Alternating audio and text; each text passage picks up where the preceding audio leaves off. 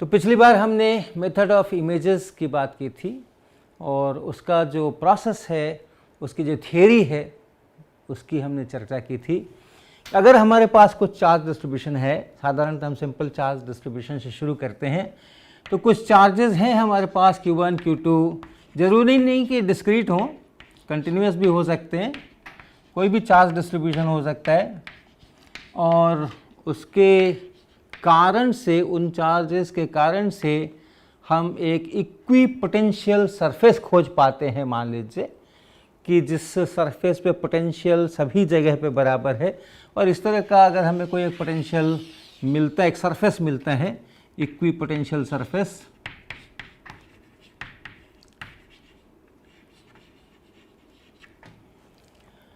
तो यहां से हम एक अलग प्रॉब्लम क्रिएट कर सकते हैं जिसका सॉल्यूशन हमारे पास है। वो क्या है कि हमारे पास अगर कोई एक कंडक्टिंग ब्लॉक हो जिसकी आउटर सरफेस इसी प्रकार की हो, जैसे ये इक्विपोटेंशियल सरफेस है, इसी के आकार का हमारे पास एक कंडक्टिंग ब्लॉक हो, और उस ब्लॉक पर हम इतना चार्ज डाल दें जितना इसकी इस इक्विपोटेंशियल सरफेस के भीतर में है, तो हम एक नया प्रॉब्लम क्रिएट कर रहे हैं जिसमें हम कहते हैं कि हमारे पास एक कंडक्टर है। इसी को आप कॉपी पेस्ट करिएगा, सोचिएगा कि ये कॉपी पेस्ट है, तो ये कंडक्टर है। अब यहाँ पे ये सिर्फ एक ज्योमेट्रिकल सरफेस था, ये चार्जेस थे और बीच में एक ज्योमेट्रिकल सरफेस था जिसके हर पॉइंट पे पोटेंशियल बराबर है। अब हम बाकायदा एक मटेरियल लेके आ रहे हैं, कंडक्टिंग मटेरियल लेके आ रहे हैं, लेकिन उसकी शक्ल वही है जो कि इस सरफेस की शक्ल है, और इसको हमने एक टोटल चार्ज इस कंडक्टर के ऊपर, ये अंदर जितना है उतना डाल दिया, Q2 प्लस Q3, ये इतना चार्ज हमने इसके ऊपर डाल दिया। कैसे डिस्ट्रीब्यूट होगा, कंडक्टर है, कैसे डिस्ट्रीब्यूट होगा हमें पता नहीं, लेकिन total charge Q2 plus Q3 उसके ऊपर डाल दिया। ये चार्जेस जो हैं ये वैसे के वैसे हैं, Q1, Q4, जैसा यहाँ है ठीक ठीक वैसा ही। उसी प्रॉब्लम को आप सोचिए कि हमने इसी फिगर में इस सरफेस को हटा के यहाँ पे कंडक्टिंग ब्लॉक डाला है और इस चार्ज को उसके ऊपर डाल दिया है। तो इस कंडक्टर पर ये चार्ज है जो डिस्ट्रीब्यूट करेगा, और ये चार्जेस हैं, इनके कारण से अगर हम किसी P पॉइंट पर पूछें कि इलेक्ट्रिक फील्ड कितना, तो इस प्रॉब्लम में जिसमें कोई कंडक्टर नहीं है, कोई झंझट नहीं है, सारे चार्जेस मुझे पता है कहाँ कितना चार्ज है, उसके कारण से वही वाला पॉइंट P जो है, वहाँ जो इलेक्ट्रिक फील्ड है वही इलेक्ट्रिक फील्ड वहाँ भी होगा। ये तो सारे चार्जेस अपने को पता है, तो हम इसके कारण क्या इलेक्ट्रिक फील्ड है ये लिख सकते हैं जैसे भी चाहे। यहाँ पे कंडक्टर है, कंडक्टर पर कैसे चार्ज फैला है मुझे पता नहीं है, लेकिन फिर भी हम यहाँ इलेक्ट्रिक फील्ड लिख सकते हैं, जो भी जिस भी तरह से ये फैला होगा इसके सरफेस पे, प्लस ये सब मिलकर के इलेक्ट्रिक फील्ड हम लिख सकते हैं। कैसे लिख सकते हैं? इस प्रॉब्लम को सॉल्व करके। यहाँ जो इलेक्ट्रिक फील्ड है वही वहाँ भी इलेक्ट्रिक फील्ड होगा। ये मेथड ऑफ इमेजेस का थ्योरी है,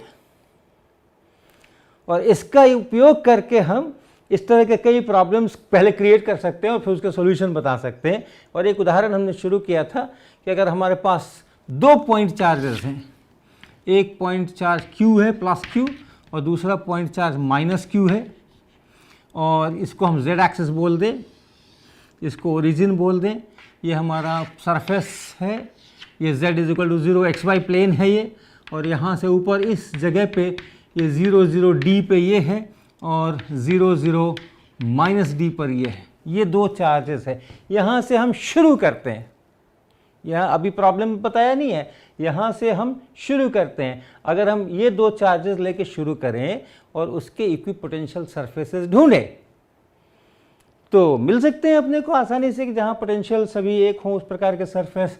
तो जिसके बहुत करीब जाइएगा ऑलमोस्ट स्फेरिकल होगा, जहाँ इसका असर बहुत कम है। दूर जाइएगा तो थोड़ा सा कुछ उसका शक्ल बदलेगी, ऐसा कुछ होगा। ये खुद एक इक्विपोटेंशियल सरफेस है, ये खुद एक इक्विपोटेंशियल सरफेस है। इधर आइएगा तो ऐसा कुछ होगा, ऐसा कुछ होगा।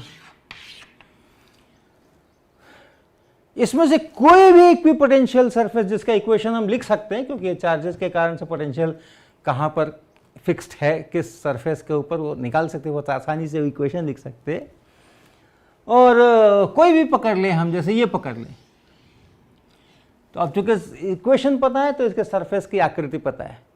और अब हम क्या कह रहे हैं कि हमारे पास एक मेटल का ब्लॉक है इस आकार का, कंडक्टिंग ब्लॉक है इस आकार का, और उसके सामने में ये माइनस क्यू चार्ज रखा हुआ है और हमें इलेक्ट्रिक फील्ड चाहिए, और इसके ऊपर प्लस क्यू है उस कंडक्टिंग ब्लॉक के ऊपर। इस माइनस क्यू के प्रेजेंस में ये प्लस क्यू कैसे बटेगा कंडक्टर पर, ये यही जानता है, हम नहीं जानते। लेकिन फिर भी यहाँ अगर इलेक्ट्रिक फील्ड चाहिए मुझे उस डिस्ट्रीब्यूशन के कारण प्लस इसके कारण, तो हम लिख सकते हैं। कैसे लिख सकते हैं? भूल जाओ कि ये कंडक्टर है, जस्ट प्लस क्यू यहाँ है, माइनस क्यू यहाँ है, जो इलेक्ट्रिक फील्ड यहाँ था वो डिस्टर्ब नहीं होगा, वही इलेक्ट्रिक फील्ड बना रहेगा अगर हमने इसको यहाँ पे कंडक्टर ला दिया। इस प्रॉब्लम को हम थोड़ा आगे बढ़ाएंगे और हम इधर से शुरू करते हैं। एक ये इक्विपोटेंशियल है, इसको मैंने नहीं लिया, ये है, इसको हमने नहीं लिया, फिर ये है, इसको हमने नहीं लिया, फिर इसके आगे जाएंगे तो ये है, उसको हमने नहीं लिया, फिर आगे जाएंगे तो ये हमने उसको नहीं लिया। इसके लिमिट को हम लेने वाले हैं, इस z = 0, इसको हम लेने वाले हैं। ये जो पूरा प्लेन है, सोचिए कि माइनस क्यू को ऐसा जा कर के नीचे से ढक रहा है, ये इसी को आगे बढ़ाइए, ये है, फिर ये है, फिर ये है, फिर ये है, उसी को आगे बढ़ाइए, ये है, और इस यहाँ से शुरुआत करेंगे। तो क्या लाना है, मिडल ब्लॉक कैसा लाना है? अगर हमने ये चूज़ किया होता तो ऐसा लाते, अगर ये चूज़ किया होता तो ऐसा लाते, अब ये चूज़ कर लिया तो ऐसा लाना है, ऐसा। यानी z = 0 के नीचे का पूरा स्पेस मुझे कंडक्टिंग ब्लॉक से भर देना है। जो इक्विपोटेंशियल सरफेस है उसी के आकार का, उसी के शेप का, उतना ही बड़ा, उसी तरह का उसका सरफेस का वेरिएशन, ये कंडक्टिंग ब्लॉक लाना है। और अब हम किसको इक्विपोटेंशियल सरफेस लेके चल रहे हैं? उस पूरे z = 0 को एक लिमिट के रूप में, जो कि इस माइनस क्यू को इनक्लोज कर रहा है। जैसे ये इनक्लोज कर रहा है, ये इनक्लोज कर रहा है, ये इनक्लोज कर रहा है, ये इनक्लोज कर रहा है, ये इनक्लोज कर रहा है, उसी की हम लिमिट ले रहे हैं, इसको इनक्लोज कर रहा है। और उसके ऊपर ये माइनस क्यू चार्ज हम रख देंगे। तो उस z = 0 के नीचे के पूरे ब्लॉक पर मुझे उस माइनस क्यू को रख देना है, और सामने में एक प्लस क्यू रखा है, उसके कारण हमें इलेक्ट्रिक फील्ड चाहिए। तो बस इन दोनों के कारण जो इलेक्ट्रिक फील्ड था वही का वही रह जाएगा। अब ये पूरा ब्लॉक भरना जरूरी है क्या? जब हम कहते हैं कि इस शक्ल का एक आप कंडक्टर लाइए, तो सॉलिड कंडक्टर होना तो कोई ज़रूरी नहीं है, वो तो जो भी चार्जेस आने हैं सरफेस पे आना है, तो भीतर में वो कंडक्टर है कि खाली है, से कोई बहस नहीं है। इसी तरीके से अब यहाँ भी इस पूरे सरफेस को मैं क्यों भरूं? इसका जो बाहरी सरफेस है उसी को भरूं, पूरे वॉल्यूम को क्यों भरूं? तो यानी कि अब हमारे पास z = 0 ये कंडक्टिंग प्लेट हो गई, एक इन्फिनिट प्लेट हो गई, और उसके सामने में प्लस क्यू रखा है, और फिर हमें कहीं पे फील्ड चाहिए। और इन्फिनिट का भी क्या मतलब है? ये जो डिस्टेंस d है, इसी की तुलना में, और जहां मुझे फील्ड चाहिए उनके डिस्टेंसेस की तुलना में बड़ा होना चाहिए, उसी को तो इन्फिनिटी कहते हैं हम अपनी भाषा में। तो इसलिए अगर एक प्लेट है, मेटेलिक प्लेट है, जैसे इस टेबल की ये सतह है, बहुत बड़ी है, अगर हमारा एक चार्ज हमने यहाँ से 1-2 सेंटीमीटर पर रख दिया है, और फिर ये प्लेट जो है 3 फीट बाई 4 फीट की, ये अगर 2 फीट बाई 3 फीट की अगर ये टेबल है, तो मेरे लिए यही इन्फिनिटी है। तो ऐसे एक कंडक्टिंग प्लेट के सामने में, प्लेन प्लेट के सामने में अगर हम एक चार्ज रखें, तो क्या इलेक्ट्रिक फील्ड बनेगा बाहर? क्योंकि उस चार्ज ने इस प्लेट के ऊपर भी नेगेटिव चार्ज इंड्यूस किए हैं, वो मिला करके और ये मिला करके क्या बनने वाला है वो हम यहाँ से लिख सकते हैं। तो कैसे लिख सकते हैं? इक्वेशन क्या लिखेंगे हम? फिर से ड्रॉ करें। ये z = 0 का प्लेन हो गया जहाँ हमारा कंडक्टिंग सरफेस है, और एक चार्ज यहाँ q है 0, 0 d पे, और यहाँ एक माइनस चार्ज हुआ करता था हमारी कल्पना में 0, 0 - d में। ये अगर ये मेटल प्लेट है, कंडक्टिंग प्लेट है ये, तो फिर ये चार्ज नहीं है यहाँ पे, माइनस क्यू हमने इस प्लेट को दिया है, और ये माइनस क्यू इस प्लेट के ऊपर अपना बटेगा, जैसे बटना होगा मालूम नहीं। लेकिन हाँ, मुझको अगर यहाँ इलेक्ट्रिक फील्ड चाहिए, ये कोई पॉइंट है x, y, z, ये ओरिजिन हो गया, ये z एक्सिस हो गया, और फिर यहाँ पर हमारे y एक्सिस और x एक्सिस जो है वो इस प्लेन के अंदर में आएंगे, x y z, y इधर, x इधर, x y z ऐसा। तो उस x y z एक्सिस के हिसाब से ये 0 0 d, ये 0 0 माइनस d, और ये x y z, यहाँ पे मुझे इलेक्ट्रिक फील्ड चाहिए। किसके कारण? इस मेटल प्लेट प्लस इस चार्ज q के कारण। इसको भूल जा, इस मेटल प्लेट या कंडक्टिंग प्लेट और ये जो यहाँ पे चार्ज है ये प्लस q 0 0 d पे, उसके कारण यहाँ इलेक्ट्रिक फील्ड चाहिए। उसको लिखने के लिए क्या करेंगे हम? मेटल प्लेट को भूल जाओ और इस माइनस q को रख लो। ये प्लस q माइनस q के कारण जो फील्ड होगा वही इस मेटल प्लेट और इस प्लस q के कारण से भी होगा। तो इसलिए यहां अगर इलेक्ट्रिक फील्ड मुझे लिखना है तो वो इलेक्ट्रिक फील्ड हम लिखेंगे, क्या लिखते हैं हम? इसके कारण से क्या लिखेंगे? q by 4 pi epsilon not और r वेक्टर डिवाइडेड बाई उसका क्यूब, यहाँ बन जाएगा ये वाला वेक्टर, ये वाला vector x minus 0 i, y minus 0 j और z माइनस d के, ये वेक्टर, और इसी के मैग्नीट्यूड का क्यूब।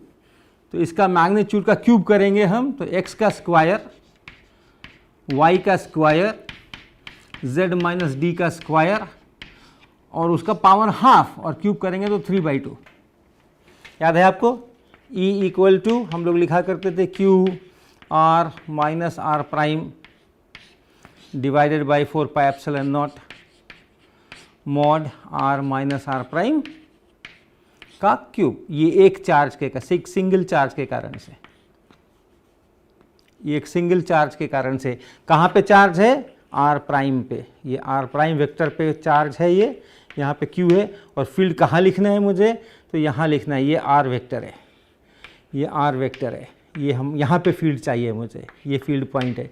और ये जो वेक्टर है यही है ये r माइनस r प्राइम, ये वाला वेक्टर, और उसका फिर नीचे में मैग्नीट्यूड का क्यूब कर दीजिए तो ये बनता है एक पॉइंट चार्ज के कारण से। वही काम यहाँ कर रहे हैं, q ये हो गया, ये वेक्टर हो गया, और फिर इसका मैग्नीट्यूड हो गया और उसका 3 पावर हो गया, प्लस इस मिडल पर जो ये चार्ज माइनस q पड़ा हुआ है उसका जो डिस्ट्रीब्यूशन है वो मुझे पता नहीं है ये कैसे बटेगा, लेकिन हमें उसकी ज़रूरत भी नहीं है, हम उसको भूल जा सकते हैं। वहाँ कोई कंडक्टिंग प्लेट है, उसके ऊपर कोई चार्जेस बटे हुए हैं, इसको सबको भूल जा सकते हैं और उसकी जगह मान सकते हैं कि एक माइनस क्यू यहाँ बैठा है, और उसके कारण से यहाँ पे फील्ड लिख के जोड़ दीजिए। तो minus q by 4 pi epsilon not, और इसके कारण से लिखना है तो ये वाला वेक्टर लिखना है, ये वाला x माइनस 0 y माइनस 0 और फिर यहाँ पे z और माइनस माइनस d यानी z प्लस d के कैप, ये वाला r vector minus r prime vector वो है, और फिर उसके मैग्नीट्यूड का क्यूब अर्थात X square plus Y square plus Z plus D का स्क्वायर और इसका 3/2। ये इतना इलेक्ट्रिक फील्ड यहाँ पे बनेगा। किसके कारण से? अब हमने क्या किया क्या नहीं किया, हमने किस प्रॉब्लम को सॉल्व किया है, ये किसका फील्ड लिखा है, हमने इसका फील्ड लिखा है। एक मेटल प्लेट थी, कंडक्टिंग प्लेट, और उससे d दूरी के ऊपर एक प्लस q चार्ज था, और यहाँ इस पे माइनस q चार्ज था। ये माइनस q चार्ज इस पर, ये कैसे बटा था, कहाँ कितना आया था मालूम नहीं, लेकिन ये टोटल माइनस q चार्ज इस मेटल प्लेट पे, इसका ये सॉल्यूशन है, इसका ये सॉल्यूशन हो गया। अर्थात ये पूरा जो डिस्ट्रीब्यूशन है वो पूरे डिस्ट्रीब्यूशन के कारण जो इलेक्ट्रिक फील्ड है वो इस माइनस q के कारण इलेक्ट्रिक फील्ड के बराबर है। तो इसीलिए इसको इसका इमेज चार्ज कहा जाता है। ये जो है इसको इमेज चार्ज कहा जाता है, इसीलिए इस मेथड का नाम है मेथड ऑफ इमेजेस। तो इसको हम इसका इमेज कहते हैं। ऑफ कोर्स ऑप्टिक्स से आया है ये वर्ड, टर्मिनोलॉजी जो आई है। समतल दर्पण अगर होता है यहाँ पे, प्लेन मिरर होता है यहाँ पे, तो कोई पॉइंट ऑब्जेक्ट रखते तो उसका एक इमेज यहाँ पर बनता बराबर दूरी पे, वहाँ से ये शब्द आया है। लेकिन इसको ज़्यादा आगे मत बढ़ाइएगा, जो ऑप्टिक्स के फॉर्मूला हैं उनको ज़्यादा इस्तेमाल मत कीजिएगा, रिफ्रैक्टिव इंडेक्स वगैरह मत, स्नेल्स लॉ मत लगा लीजिएगा। लेकिन इसका नाम मेथड ऑफ इमेजेस है और इनके बदले में जो रखा जाता है उसको इमेज चार्ज कहते हैं। तो ये इसने हमने एक नया प्रॉब्लम सॉल्व कर दिया कि एक प्लेट है और एक चार्ज है और कितना फील्ड होगा कहाँ पे। हमें पता नहीं है कि ये बटा कैसे था, ये बटा कैसे था, इस क्यू के सामने सामने पूरा माइनस क्यू बैठ गया था करके, या इस पर ऐसे फैला था, इस पर फैला था तो कैसे वो उसका घटा था बढ़ा था, वो सब हमें कुछ भी पता नहीं है। लेकिन फिर भी हमें इसका सोल्यूशन पता हो गया। अब यहाँ से हम थोड़ा और चीज़ें कर सकते हैं। फॉर एग्जाम्पल, अब ये कैसे बटा, ये माइनस क्यू चार्ज इस पर बटा कैसे, ये हम यहाँ से लिख सकते हैं, क्योंकि अब मुझे इलेक्ट्रिक फील्ड इस पूरे का पता है। हाँ, इधर का यहाँ का इलेक्ट्रिक फील्ड मत पूछिएगा, यहाँ का इलेक्ट्रिक फील्ड 0 है। z लेस देन 0, अगर z बराबर 0 यहाँ पे है और z लेस देन 0 नीचे वाले पॉइंट्स पे जाएं तो आप याद रखिएगा वो पूरा मेटल ब्लॉक से भरा हुआ है, और चूंकि उसकी ज़रूरत नहीं थी इसलिए हमने केवल सरफेस दिखाया है। नीचे में खाली जगह हो सकती है, जैसे इसको अगर हम लें तो ये बीच में एम्प्टी स्पेस हो सकता है, केवल सरफेस चाहिए अपने को कंडक्टिंग। उसी तरीके से नीचे खाली स्पेस भी है तो उसके अंदर भी फील्ड 0 है। अगर ये मेटल का ब्लॉक ऐसा लिया है हमने तो बाहर के लिए सारी चर्चा हो रही है, इसके अंदर तो फील्ड 0 ही है, तो इसी तरह से इसके नीचे तो फील्ड 0 ही है। तो ये जो एक्सप्रेशन लिख रहे हैं, this is for z greater than 0, और अगर फॉर z लेस देन 0 आपको चाहिए, ये अगर आपको चाहिए तो E बराबर 0, क्योंकि वो तो मेटल के अंदर के पॉइंट्स हैं। इलेक्ट्रोस्टैटिक्स में फील्ड 0 होता है। तो अब ये फील्ड चूंकि हमें इसके बाहर इस साइड का पता है, सरफेस के बाहर का इलेक्ट्रिक फील्ड पता है, तो आपको ये भी पता है कि अगर कंडक्टर है कोई,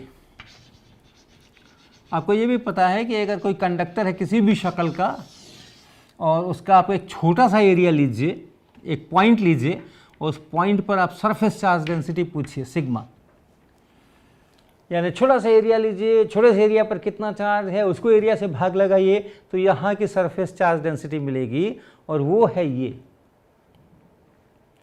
अगर सरफेस चार्ज डेंसिटी सिग्मा है तो इसके ठीक बाहर यहाँ जो इलेक्ट्रिक फील्ड है वो परपेंडिकुलर डायरेक्शन में होगा, and that will be sigma over epsilon not. किसके कारण है ये इलेक्ट्रिक फील्ड? ये पूरा जो इसके ऊपर बटा हुआ चार्ज है प्लस बाहर भी अगर कोई चार्जेस हैं तो उन सबका मिलके ये electric field final electric field है। नॉर्मल परपेंडिकुलर डायरेक्शन में पॉजिटिव चार्ज डेंसिटी होगी तो बाहर की तरफ, नेगेटिव चार्ज डेंसिटी होगी तो अंदर की तरफ, उसके साइड, ये इलेक्ट्रिक फील्ड है। तो ये रिश्ता है दोनों का, इसलिए आप इस सिग्मा को भी लिख सकते हैं, सरफेस चार्ज डेंसिटी को भी लिख सकते हैं, that is epsilon naught times E, और magnitude epsilon naught times E, ये इसका मैग्नीट्यूड, और ई इतना है। और कहाँ की बात हो रही है? जस्ट आउटसाइड द सरफेस, यानी इस पिक्चर में तो कहाँ की बात हो रही है? जस्ट z इक्वल टू 0 के जस्ट ऊपर वाला पॉइंट। तो उसके लिए अगर हमें इलेक्ट्रिक फील्ड लिखना है तो हमें z की जगह यहाँ पे 0 लिखना होगा। क्या बनेगा? q/4 पाई एप्सिलॉन नॉट, तो q/4 पाई एप्सिलॉन नॉट को यहाँ से आप काट लीजिए, और यहाँ बन गया, देखिए पहले डिनोमिनेटर देखिए, अगर z बराबर 0 रख दें, z बराबर 0 रख दें तो x square plus Y square plus D square, ये स्क्वायर ब्रैकेट के अंदर है। यहाँ पर भी z इक्वल टू 0 अगर रख दें, x square plus Y square plus D square, एक ही डिनोमिनेटर है, तो इसलिए आपको एक ही डिनोमिनेटर लिखना है, और वो है X square plus Y square plus D square पे पावर 3/2। और न्यूमरेटर में आइए, यहां माइनस है, ध्यान रखिएगा, q/4 पाई एप्सिलॉन नॉट दोनों जगह था, एप्सिलॉन नॉट कट चुका है, q/4 पाई हम लिख चुके हैं बाहर। अब बच गया ये और माइनस ये, xi cap cancel, yj cap cancel, यहां है माइनस डी के कैप, फिर यहाँ माइनस और यहाँ प्लस, यानी यहाँ भी माइनस डी के कैप, 2d के कैप।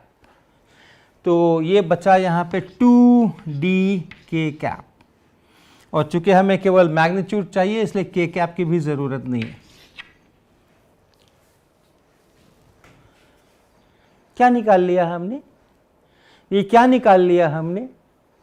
ये हमने, अगर आप इस प्लेन में कहीं किसी XY पॉइंट पर पहुंच जाइए, फिर से हम ये चित्र बना दें। अगर ये प्लेन है हमारा z=0 का प्लेन है, और कहीं आप पहुंच गए हैं, कोई x एक्सिस है, कोई y एक्सिस है, इधर z एक्सिस है, और कोई ये पॉइंट है XY0, क्योंकि हमें प्लेन के सरफेस पर ही रहना है। सिग्मा जो लिख रहे हैं हम, कहाँ का सिग्मा लिख रहे हैं? इस प्लेन के सरफेस का सिग्मा लिख रहे हैं। XY0 ये इस प्लेन का एक पॉइंट है, और यहाँ पर का सिग्मा हम लिख रहे हैं, यहाँ पर की चार्ज डेंसिटी हम लिख रहे हैं, और ये XY कहीं भी हो सकते हैं। तो पूरे प्लेन में चार्ज कैसे डिस्ट्रीब्यूट हो रहा है वो हम यहाँ से लिख रहे हैं।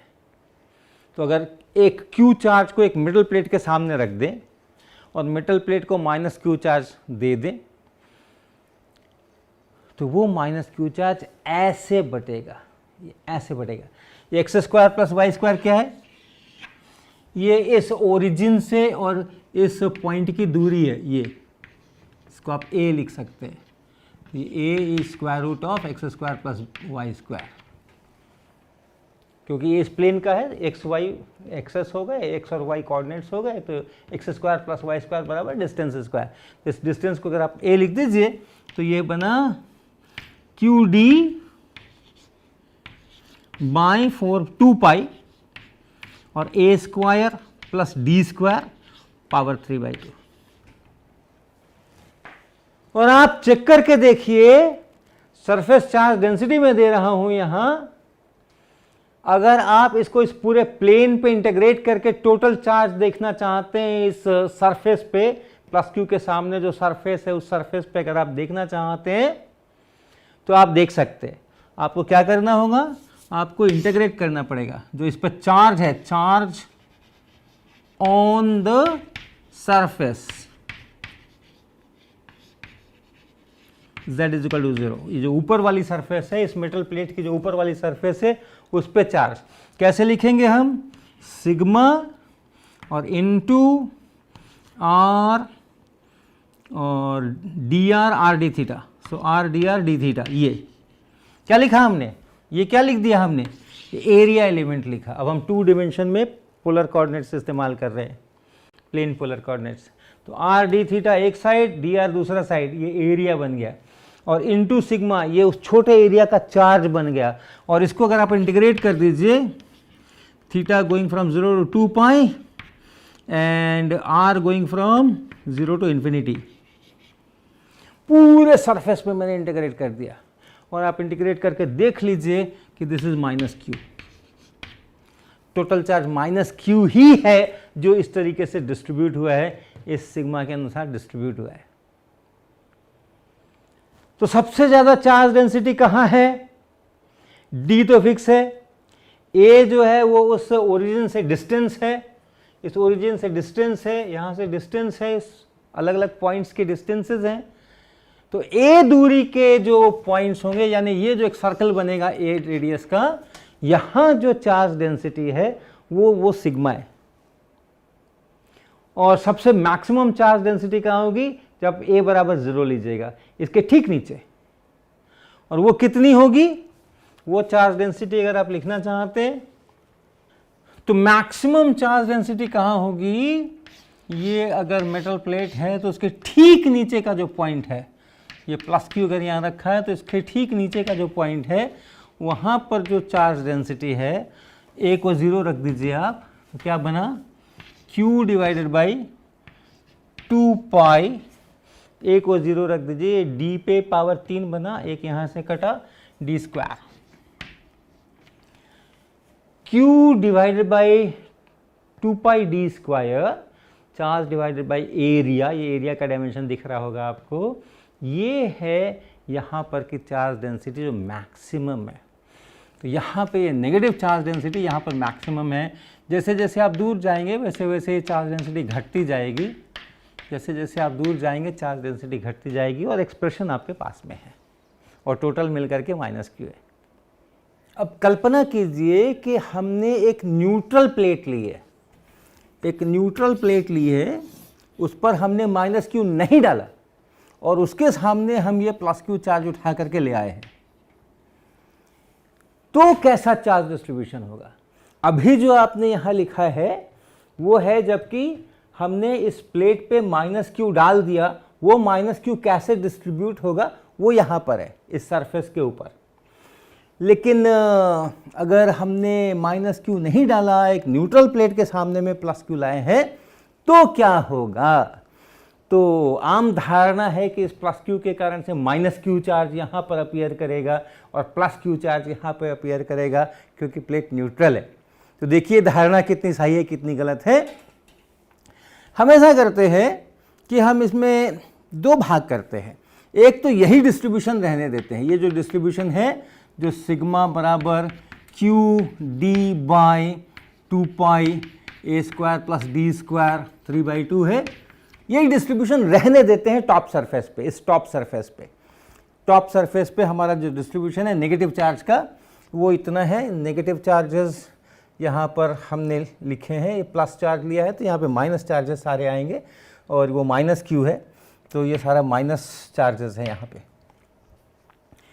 तो वो रहने दीजिए, वो जो चार्जेस थे जिस तरीके से वो रहने दीजिए। यहाँ पे चार्ज डेंसिटी मैक्सिमम इतना, और उसके बाद जैसे जैसे इस पॉइंट से दूर इस टॉप सरफेस के ऊपर जाएं वैसे वैसे वो घटती जाएगी। और कैसे घटेगी? तो इसके अनुसार घटेगी। इस पर हम एक +q/2 ऊपर और +q/2 नीचे यूनिफॉर्मली डिस्ट्रीब्यूट करके ऐड कर देते हैं। तो अगर हमने एक वही प्लेट है, हमारी बड़ी प्लेट है, बड़ी यानी इस डिस्टेंस के मुकाबले बड़ी है, और यहाँ मान लीजिए कि ये चार्ज वगैरह कुछ नहीं है, हमने इसको +q चार्ज दिया है, इसको हमने +q चार्ज दे दिया इस प्लेट को, तो क्या होगा?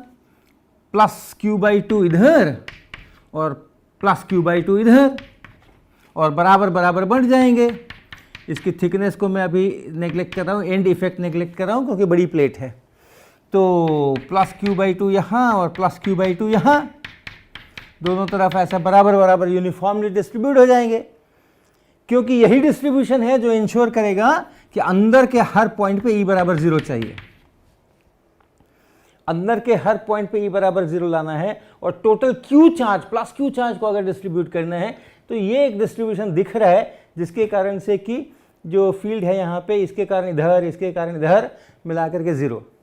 और यूनिकनेस है, अगर एक डिस्ट्रीब्यूशन है तो एक ही डिस्ट्रीब्यूशन हो सकता है, तो यही डिस्ट्रीब्यूशन है।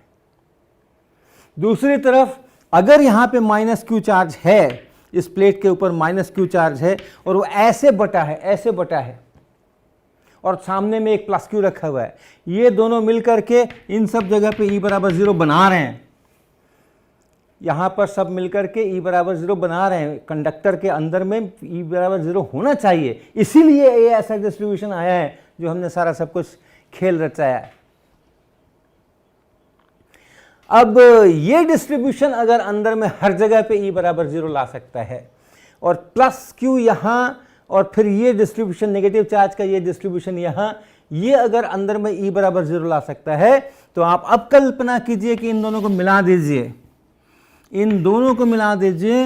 हमने एक +q चार्ज यहाँ दिया, और नेगेटिव चार्ज जो हमने फॉर इक्वेशन निकाला है उसके अनुसार बना दिया यहाँ पे। ये सब मिलकर -q है, ये इस पॉइंट पर ये +q है, और ये सब मिलकर के -q है, और उसके ऊपर हमने ये भी लगा दिया, इसी के ऊपर हमने ये भी लगा दिया, +q/2 यहाँ फैला दिया और +q/2 यहाँ फैला दिया। तो अब यहाँ का टोटल चार्ज बराबर 0 हो गया, क्योंकि ये -q तो यहाँ से आ रहा था इस वाले डिस्ट्रीब्यूशन से, और +q ये दोनों मिलकर के हो गए, टोटल चार्ज 0 हो गया। और अब देखिए अंदर में इलेक्ट्रिक फील्ड का क्या हालत है। ये प्लस क्यू और ये नेगेटिव चार्ज मिलके फील्ड जीरो बना रहे हैं, ये प्लस क्यू बाई टू और ये प्लस क्यू बाई टू मिलके फील्ड जीरो बना रहे हैं, इसलिए ये टोटल मिलकर के भी फील्ड जीरो बना रहे हैं। तो अगर एक चार्ज है प्लस क्यू इस कंडक्टिंग प्लेट के सामने में किसी डिस्टेंस पर, डी डिस्टेंस पर, और उसके कारण से, और न्यूट्रल प्लेट है, इस पर कोई चार्ज मैंने नहीं दिया है, न्यूट्रल प्लेट है, तो ये एक डिस्ट्रीब्यूशन है जो कि अंदर के हर पॉइंट पे E बराबर 0 को इंश्योर करता है। और अगर एक है तो फिर वही है, दूसरा तो हो ही नहीं सकता, यूनिकनेस है। तो ये हमारा फाइनल रिजल्ट है। तो क्या हो गया, यहां पर अंदर में अगर आप आए, इसके इस चार्ज के टॉप सरफेस के लिए अगर आए, तो टॉप सरफेस पे जो चार्ज है उसका डिस्ट्रीब्यूशन अब होगा minus Q D by A square plus D square 3/2 और 2 पाई प्लस क्यू बाई 2 और टोटल एरिया जो बहुत बड़ा है कह रहे हैं हम, ये बहुत बड़ी सी प्लेट है, हर जगह पर क्यू बाई 2 है, यानी क्यू बाई 2 चार्ज को पूरे एरिया पे बराबर बराबर डिस्ट्रीब्यूट किया है। ये हो गया टॉप सरफेस। और बॉटम सरफेस पे सिर्फ ये टॉप सरफेस पे और ये बॉटम सरफेस पे सिर्फ ये क्यू बाई 2 है, प्लस में प्लस क्यू बाई 2 है, प्लस क्यू बाई 2 को यहाँ लाना है, डिस्ट्रीब्यूट करना है, प्लस 2 क्यू बाई 2 को यहाँ डिस्ट्रीब्यूट करना है। ये टोटल चार्ज अगर आप देखेंगे कुल टॉप सरफेस पे कितना चार्ज है, तो इसके कारण से आएगा माइनस क्यू और इसके कारण से आएगा प्लस क्यू बाई 2, यानी इसका जो टोटल चार्ज है, total charge Q total top surface के ऊपर, वो हो गया minus Q plus Q by 2, यानी माइनस क्यू बाई 2। और जो बॉटम सरफेस है उस पर टोटल चार्ज देखेंगे पूरे एरिया पे, तो वो प्लस क्यू बाई 2 हो जाएगा, क्यू बॉटम बराबर प्लस क्यू बाई 2। तो अंत में क्या दिखाई पड़ा, अंत में दिखाई पड़ा कि एक बड़ी सी मेटल प्लेट के सामने जब प्लस क्यू रखते हैं तो इसके ऊपर जो आता है वो माइनस क्यू बाई 2 आता है, इस क्यू के सामने वाली सरफेस पे माइनस क्यू बाई 2 आता है और इसके दूर वाली सरफेस पे प्लस क्यू बाई 2 आता है। ये डिस्ट्रीब्यूशन है अगर हम मेटल प्लेट के सामने में एक पॉइंट चार्ज रखते हैं। इलेक्ट्रिक फील्ड आप बहुत आराम से लिख सकते हैं, क्योंकि ये जो क्यू बाई 2 डिस्ट्रीब्यूट किया है, चूँकि बहुत बड़ा एरिया है, इसके कारण कोई इलेक्ट्रिक फील्ड यहाँ आना नहीं है, सिग्मा इसके कारण से लिखेंगे क्यू बाई 2 नेग्लिजिबल है। तो यही इलेक्ट्रिक फील्ड जो हमने पहले लिखा था वही इलेक्ट्रिक फील्ड रहेगा और ऐसा चार्ज डिस्ट्रीब्यूशन होगा।